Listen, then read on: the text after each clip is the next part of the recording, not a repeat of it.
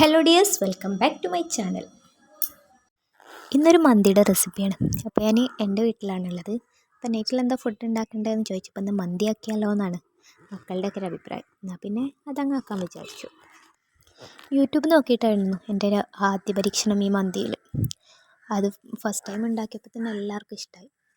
പിന്നെ ഒന്നും നോക്കില്ല, ഈ ഒരു രീതി തന്നെ വെച്ച് ഫോളോ ചെയ്യാൻ തുടങ്ങി.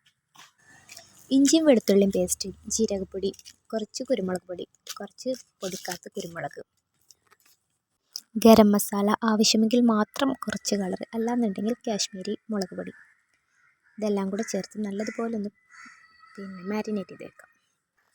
ഇനി ഇതിലേക്ക് ഒരു സവാള, ക്യാപ്സിക്കം, മല്ലിച്ചപ്പ് ഇതുകൂടെ അരിഞ്ഞ് നല്ലതുപോലെ ഒന്ന് മിക്സ് ചെയ്ത് വെക്കാം.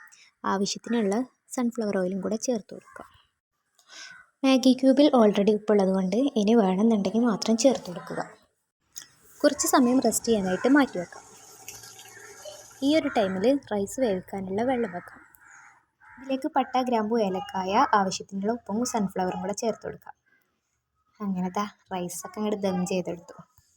ചിക്കൻ ഒന്ന് വേവിച്ച ശേഷം റൈസ് അതിൻ്റെ മുകളിൽ ഇട്ടിട്ട് അതിൻ്റെ മുകളിലേക്ക് ഒരു അലങ്കാരത്തിന് വേണ്ടിയിട്ട് കുറച്ച് മുളകും കൂടെ കുത്തി വെക്കാം. അപ്പോൾ കുറച്ച് സമയത്തിന് ശേഷം മന്തിയൊക്കെ ഇവിടെ റെഡി ആയിട്ടുണ്ട്. അപ്പോൾ ഇത്രയൊക്കെയുള്ള ഇന്നത്തെ വീഡിയോ. അപ്പോൾ ഓക്കെ, താങ്ക്സ് ഫോർ വാച്ചിങ്.